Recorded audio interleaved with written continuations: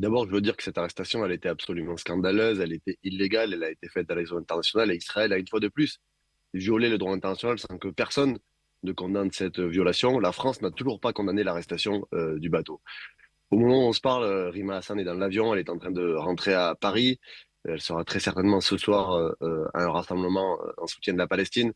C'est un moment très important pour nous parce que nous étions très inquiets. Et j'ai aussi une pensée pour les derniers membres de la flottille qui sont soit encore en Israël, qui vont arriver demain, et dont nous demandons évidemment la libération totale, sans aucune condition. Et les conditions de détention, elles ont été très difficiles puisque Rima Hassan a été placée à l'isolement en raison du fait qu'elle a écrit Free Palestine sur un des murs de sa cellule. Mhm. Elle a été privée d'eau. Vos confrères d'Al Jazeera ont rencontré les privations de sommeil, c'est-à-dire le fait qu'ils mettent, les officiers israéliens mettent de la musique quand les gens s'endormaient pour leur permettre de ne pas s'endormir. Donc tout ça s'est passé dans un cadre absolument abominable et encore une fois une détention illégale. Donc c'est un soulagement que Rima rentre ce soir, que tout le monde soit libéré. Mais nous n'oublierons pas aujourd'hui ce qu'a fait l'État israélien, nous n'oublierons pas le silence complice des puissances occidentales. Très bien, Rima est désormais libre, mais dans quel état peut-être moral et physique, et surtout dans quel contexte politique cette libération intervient-elle?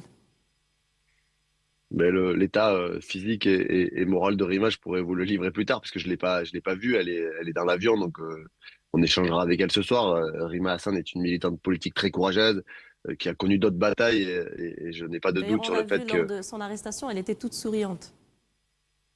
où elle avait dit, elle avait annoncé elle-même que face à celles et ceux qui aujourd'hui colonisent son pays, elle montrait le visage de la résistance. Dans un contexte politique qui est absolument scandaleux, je le redis, Rima Hassan, c'est une militante politique, mais c'est une députée européenne, élue par le peuple français, représentante du peuple français. Mhm. Pas une seule action du gouvernement français, pas une seule prise de position de la présidente du Parlement européen, de la Commission européenne. Donc c'est un contexte politique où les représentants du gouvernement français sont venus à la télé livrer les éléments de langage du gouvernement israélien. Et moi, j'ai honte que mon pays n'ait aujourd'hui pas convoqué l'ambassadeur israélien. L'Espagne a demandé des explications, d'autres pays ont demandé des explications. En France, l'ambassadeur israélien n'a même pas été convoqué par le Quai d'Orsay pour s'expliquer. Donc c'est dans un contexte politique où le gouvernement français nous fait honte, est complice de génocide depuis 18 mois, il ne prend aucune sanction. Et l'histoire n'oubliera pas encore une fois celles et ceux qui ont regardé ailleurs et sont restés silencieux au moment où un peuple est massacré. Très bien, comme vous l'avez souligné, Rima a été placée à l'isolement, puis elle a entamé une grève de la faim. Comment expliquez-vous qu'une élue européenne ait pu être traitée ainsi, sans réaction immédiate de certaines chancelleries, peut-être occidentales? Je parle notamment de la France.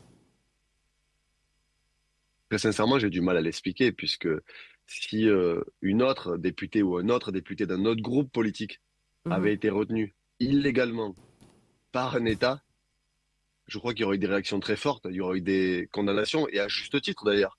Parce que quel que soit le parlementaire français, quelle que soit sa couleur politique, il n'a pas à être retenu de manière illégale par un État étranger. Mais je crois que c'est aussi parce que Rima Hassan est une militante et une élue de la France insoumise, parce qu'elle est engagée sur la question palestinienne, parce qu'elle pose des questions et elle met en lumière l'inaction du gouvernement français, qu'il n'a pas eu le courage de dire les choses au gouvernement israélien. Depuis 72 heures, on assiste à quelque chose de sidérant. François Bayrou, Jean-Noël Barrot, le ministre des Affaires étrangères, se couche devant Benjamin Netanyahou.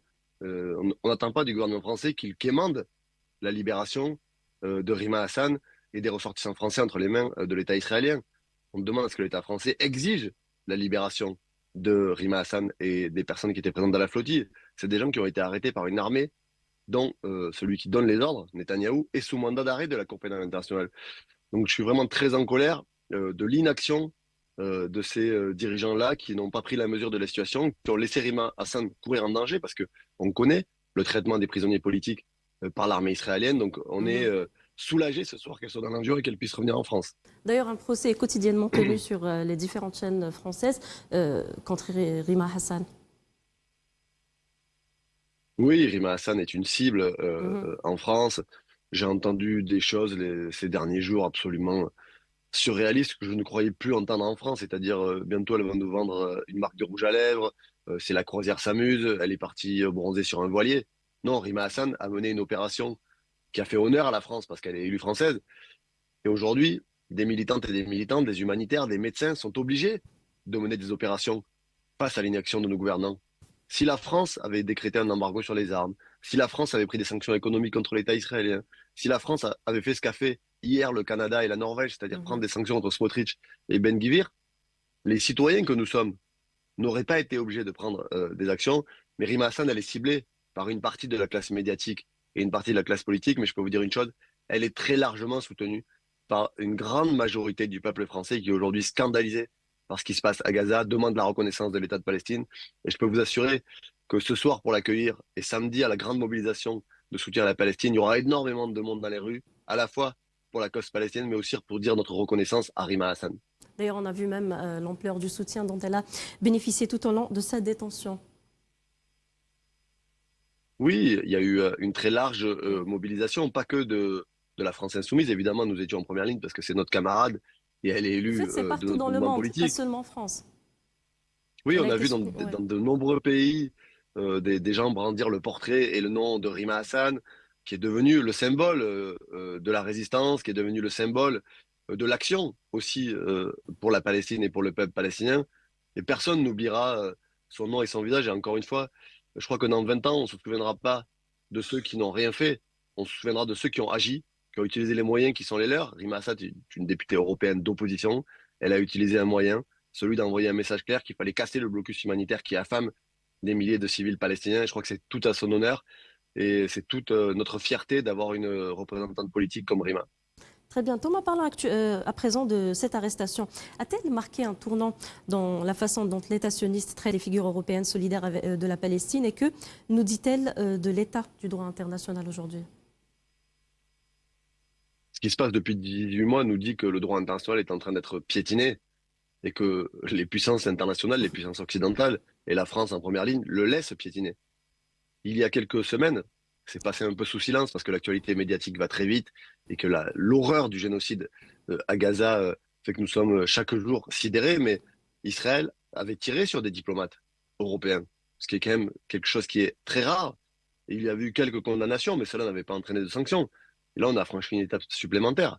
Une parlementaire européenne élue d'un pays comme la France, détenue de manière illégale par l'État israélien. Et ça met en lumière que ce qu'on appelle le double standard et que les citoyens du monde voient quand il s'agit de prendre des sanctions à juste titre contre la Russie qui a envahi un pays comme l'Ukraine, la France est capable en quelques heures de prendre des sanctions politiques et diplomatiques. L'Union européenne est capable en quelques heures de dire qu'il faut que des sanctions soient prises contre la Russie. Le comité international olympique est capable de dire en quelques heures que les athlètes russes n'ont pas à défiler sous leur bannière aux Jeux olympiques. Et on voit que pour l'État israélien, tout le monde regarde ailleurs. Et ce deux poids deux mesures, il abîme le droit international, mais il abîme Mhm. aussi le monde de demain. C'est pour ça que j'insiste là-dessus, c'est très important. Ce qui se joue en Palestine aujourd'hui, c'est l'avenir du monde. Ce qui se joue en Palestine, c'est demain quelle société on veut.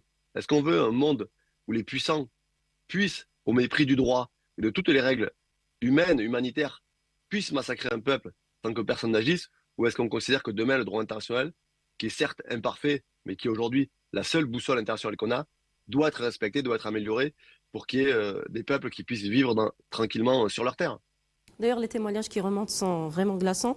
Des enfants amputés, sans anesthésie, maternité sans électricité, humanitaires tués.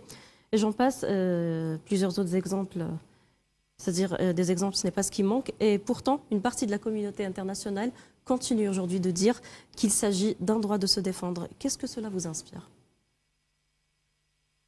Du dégoût, de la colère, parce que vous l'avez dit, les témoignages aujourd'hui, c'est pas ce qui manque, malheureusement. Mm. On préférait manquer de témoignages, ce qui voudrait dire qu'il y a moins de morts. Mais chaque jour, sur nos téléphones, on a les images. Moi, je fais partie d'une délégation de parlementaires qui a été déjà en février 2024 à la frontière à Rafah pour appeler au cessez-le-feu. J'ai eu la chance au retour de rencontrer une infirmière française, Imen Marfi, qui a passé 3 semaines dans un hôpital à Gaza, qui racontait déjà en 2024 comment ça se passait. On a des témoignages aujourd'hui.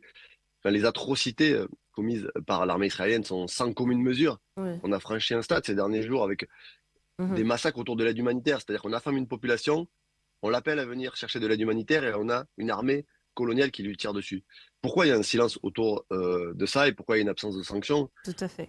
J'ai aussi, j'ai aussi du mal à l'expliquer parce Mhm. que quand vous êtes humain, que vous avez des valeurs, quel que soit, j'ai envie de dire, votre engagement politique et votre parti, Très là, on bien. n'est pas sur une question de transpartisane, on est sur une question de Mhm. droit humanitaire. Et je le redis ici, continuez à vous mobiliser pour que les Palestiniennes et les Palestiniens cessent d'être massacrés. Très bien. Monsieur Thomas Pors, merci d'avoir été avec nous et merci d'avoir répondu à Merci toutes nos avec vous. questions. إذا مشاهدينا نتابع الآن أذان صلاة العصر ونعود.